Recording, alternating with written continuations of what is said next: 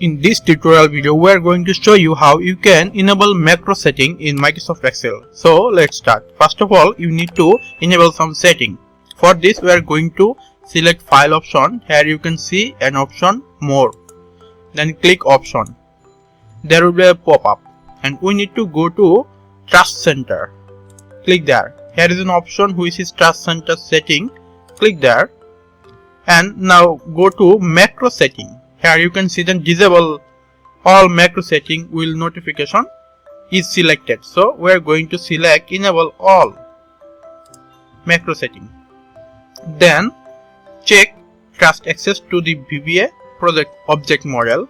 Then another thing to do which is active setting. Just you need to enable all the things. Then click OK. Then again click OK.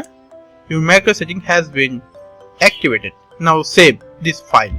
Suppose we are going to save this file. Save as. Download. Then we are going to write is like one-on-one, and then we are selecting Excel macro enable workbook. Then save. Now if you go to your file, you can see that macro file has been saved. This is how you can enable macro setting in Microsoft Excel. Hope that you like this video. Thank you.